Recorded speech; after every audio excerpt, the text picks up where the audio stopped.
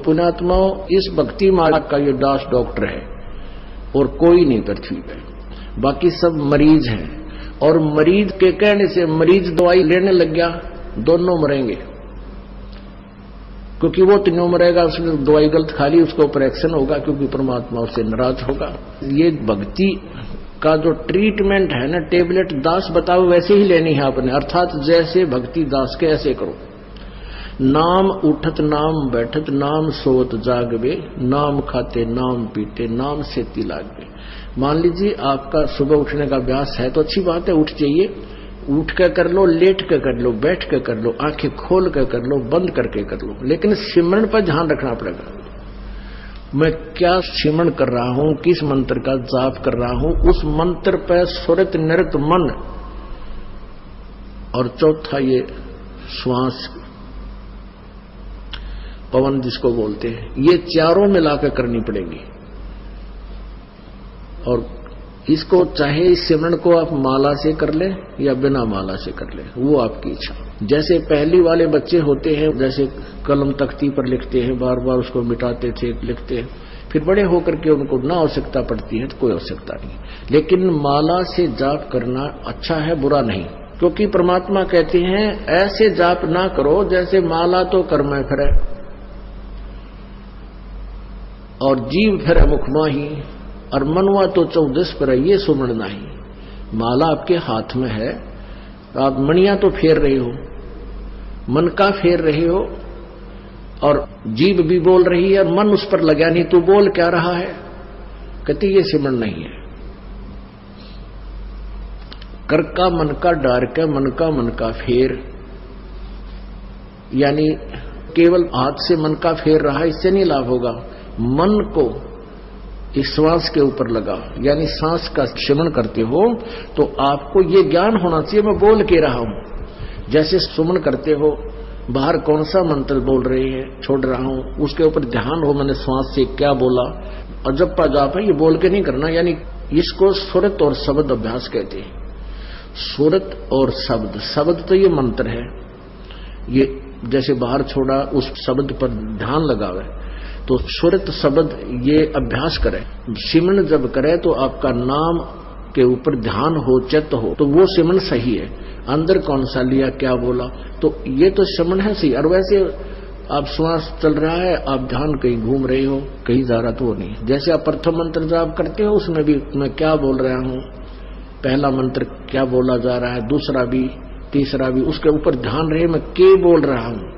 और रह रहकर ये भी कभी कभी याद आ जाए कि आपको ये पता हो कि ये प्रथम मंत्र किसका है, दूसरा किसका, तीसरा, चौथा, पांचवा, ये किस किस देव शक्तियों के हैं, ये भी आपको ध्यान में रह रहकर एक आधी बार आ जाना चाहिए। अन्यथा जैसे बोल रहे हैं उस मंत्र पर अवश्य ध्यान रहे मैं बोल क्या रहा हूं। प्रथम मंत्र उच्चारण करके भी कर सकते हो, लेकिन ध्यान अवश्य रहे, मन मन में भी कर सकते हो।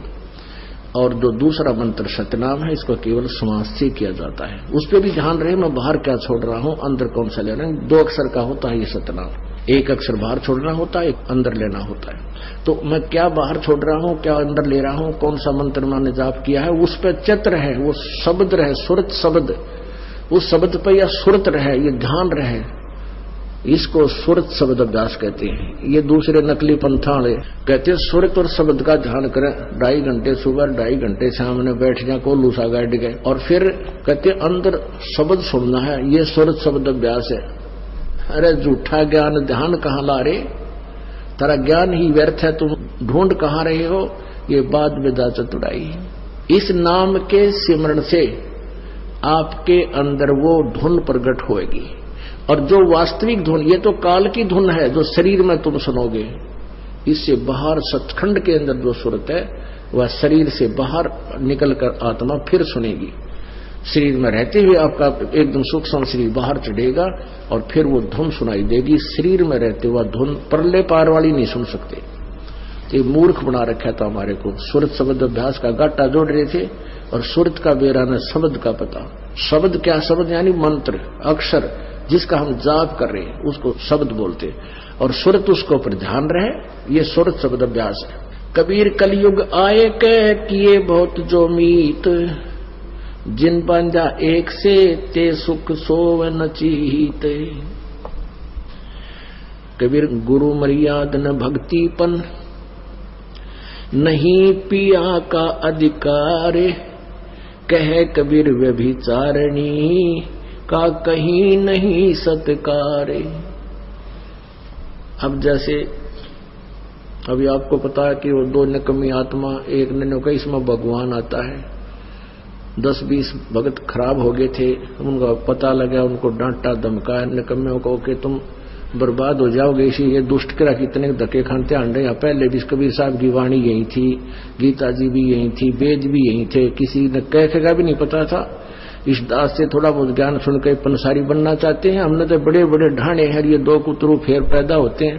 कहते हैं संगत माए कुसंगत उपजा, जैसे बन में बांस, पाग किस आग लगा दे करे बनखंड का भी नाश। ऐसे दुष्ट टाइप के इंसान होते हैं जो संगत में से कुसंगत उपजती है। जैसे वन के अंदर बांस उग जाता है, वन में बांस होता है बम्बू, वो क्या होता है कि जब तेज हवा चलती है तो ऐसे थपेड़े लगते हैं, वो ऐसे आपस में घिस के और उन बांसों से आग लग जाती है और पूरे दावानल का रूप धारण कर लेती है, पूरे बनखंड को, पूरे जंगल का नाश कर देती है। कहते ऐसी नकमी आत्मा जो होती है वो संगत में से कुसंगत उत्पन्न हो जाती है, वो आपस में बकवास करके पूरी संगत का नाश कर देते हैं। तो ऐसे कीड़ों से भी हमने सावधान रहना चाहिए। कोई भी भक्ति मार्ग का आपको गाइडलाइन दास देगा, अन्य कोई नहीं दे सकता। आप जी ये भी नहीं कह सकते, किसी कोई पूछता आपसे कि सुवर्ण कैसे करूं मैं, दूसरे मंत्र का सतनाम का सारनाम का तो आपने जिक्र करना ही नहीं है किसी के सामने। आप नहीं बता सकते उसको कि ये मंत्र बाहर छोड़िए अंदर ले, नहीं तो आप उसके गुरु हो जाओगे, आपका नाम खंड हो जाएगा। आप उसको ऐसे बता सकते हो कि गुरुजी ने मुझे ऐसे बताया, मैं तो ऐसे सेवन करता हूं। वो भी सतनाम जिसने ले रखा हो, जिसने ले नहीं रखा उसको नहीं बता सकते। जिसने ले रखा है वो कहता मेरे भूल लगी है, और वैसे तो हम यहाँ शुद्ध करा देते हैं, यहाँ भी पूछ सकते हो।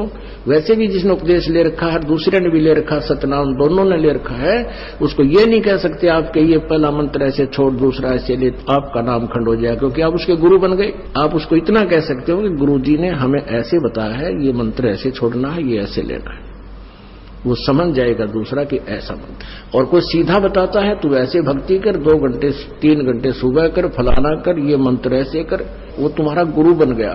वो दुष्ट आत्मा ने तेरा भी नाम खंड कर दिया और भक्ति नाश होगी आपकी। तो इस प्रकार के जो मिस हैपनिंग आपके साथ होती है, आपकी भक्ति के ना करवा देती है। उसके लिए आपने पुनरुपदेश लेना पड़ता है, परमात्मा रजा बख्श देते हैं। कहते हैं कबीर गुरु मर्याद ना भक्तिपन, और नहीं पिया का अधिकार। यानी जब दूसरे पर आस्था होगी तो आप अपने मालिक से ऑटोमेटिक कट गए परमात्मा से।